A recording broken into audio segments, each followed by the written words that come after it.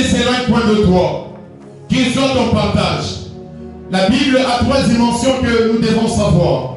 La première dimension est la révélation. La deuxième dimension est la connaissance. D'où la génération des assoiffés de la connaissance de la parole de l'Éternel. Et la troisième dimension, c'est la puissance. La Bible est un livre qui est caché et qui est révélé par Dieu. La Bible est un livre écrit, mais avec des formules à l'intérieur. Et c'est pourquoi Moïse avait compris cette chose. Il a dit à Josué, pour que tu réussisses, médite ces livres jour et nuit, afin que tu prospères. Qu'est-ce que cette Bible ici me dit? Tout lieu où foulera la plante des 2 pieds, je te donnerai ces lieux en possession. Qu'est-ce que cette Bible me dit? En effet, Dieu a mis sous mes pieds. C'est que Kirjat Arba doit voir de toi, ma soeur. C'est que ces géants doivent voir de toi. Ce n'est que la pointure de tes chaussures. Parce que la Bible déclare qu'il a mis tout sous nos pieds. Et il a fait de nos ennemis notre marchepied. J'ai déclaré des clés de ce soir. La question dont tu te posais, la question dont tu es en train de s'inquiéter, que le Seigneur, par sa parole, qu'il accepte de mettre tout sous les pieds. Au nom de Jésus, j'ai déclaré des clés. La Bible ici me dit que les ténèbres ne régneront pas toujours. À dater de ce soir, je viens signer une arrestation sur le monde des ténèbres, sur celui qui te menace, sur celui qui a assujetti la montagne. La parole de Dieu est une lame à double tranchant. Même si vous fermez à gauche, à droite ça va blesser. Même si vous fermez devant, derrière ça va blesser. J'ai déclaré des clés ce soir que cette génération des assoiffés de la connaissance de la parole de l'Éternel possédera sa montagne, possédera ce que Dieu a dit. J'ai déclaré des clés. Tu ne quitteras pas de ce lieu tel que tu es venu. Il y a des endroits qu'on ne fléchit jamais. Il y a des endroits qu'on ne vient jamais. J'aimerais t'annoncer cet endroit, c'est en ces lieux. La Bible déclare que lorsque Saül a rencontré Samuel, quelque chose s'est passé. C'est que j'aime. Lorsque tu vas voir un féticheur, il peut te mentir sans qu'il ne produise des mots. Parce que l'environnement de où il est déjà maudit. Mais ce que j'aime avec l'ICAP, c'est que même quand tu viens, même celui qui écoute ma voix, il est déjà béni, il est déjà visité, il est déjà oh la bachia, il est déjà visité. La Bible déclare que tout lieu où foulera la plante de 2 pieds, je te les donnerai en possession. C'est que la Bible veut dire, même si je suis aux États-Unis, je prends possession. Même si je suis au Canada, je prends possession. Même si je suis en Chine, je prends possession.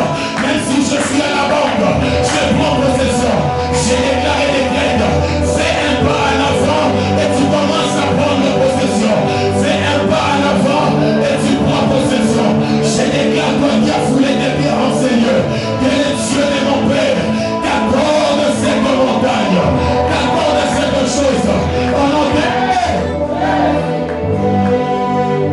Et la deuxième dimension, c'est la décision.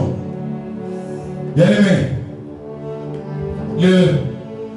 le message, la promesse de Josué que Caleb avait reçue, il avait 40 ans. Il a reçu la promesse à 40 ans. Et c'est 45 ans plus tard qu'il va posséder Hébron. Et qu'est-ce qui va se passer quand vous prenez notre texte de base? On dira, Josué est en train de dire. Il dit, peut-être, il y a un doute qui est déjà là. Il y a une question qui se pose. Qu'est-ce que je veux manger? Est-ce que je veux vivre? Est-ce que je vais voyager? Est-ce que je veux obtenir cela? Est-ce que vraiment moi aussi je peux vivre? Est-ce que moi aussi je peux témoigner? C'est que j'aime avec la décision. C'est la capacité de pouvoir s'élever et changer les cours de ta vie. C'est que j'aime avec la décision. C'est que j'aime avec la révolte. Tu ne te révoltes pas contre ton frère. tu commences d'abord premièrement par te révolter contre toi-même. Tu commences d'abord par prendre une décision contre toi-même.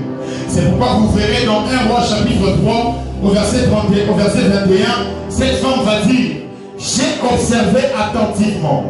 Elle a dit qu'elle a commencé par observer et la constater que celui qu'elle avait enfanté n'était pas celui qui était mort, mais celui qu'elle avait enfanté était celui qui était vivant.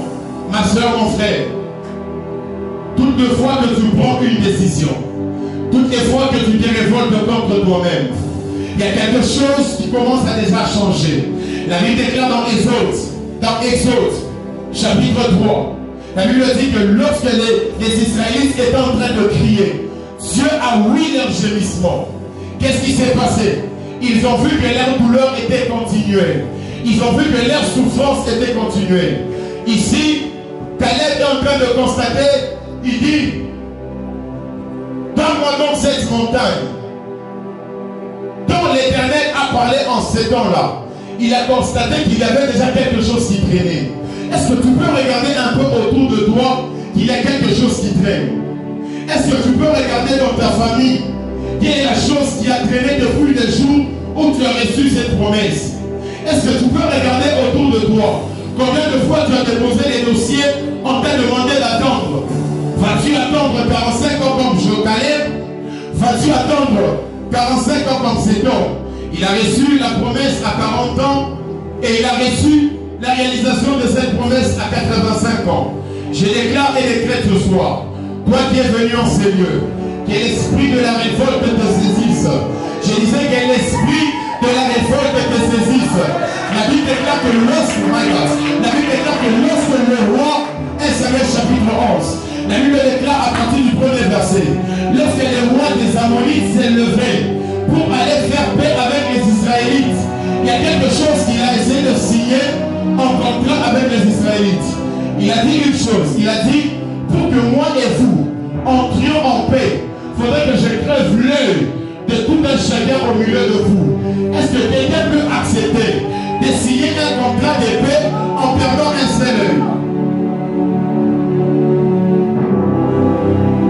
Personne. Qui peut accepter de recevoir un travail qui te paye $1 million si tu n'as pas de bras? Il n'y a pas. Alors ce monsieur vient, il propose quelque chose. Il lui dit, mon frère, si tu veux que toi et moi soyons en paix, il faudrait que je creuve un œil de chaque habitant de ton village. Et la Bible déclare que lorsque Saül revenait de champ, il a entendu que le peuple était en train de pleurer. Et l'esprit de la colère l'a saisi. Il était animé de notre esprit. Je déclare et déclare ce soir, les autres vont pleurer, mais toi tu ne vas pas pleurer comme tout le monde. Les autres vont s'inquiéter, mais toi tu ne vas pas t'inquiéter comme tout le monde. Les autres vont se poser des questions. Comment ça sera? Mais toi, tu vas t'élever. Tu diras, je ne sais pas comment ça sera, mais ce qui est sûr, je vais obéir.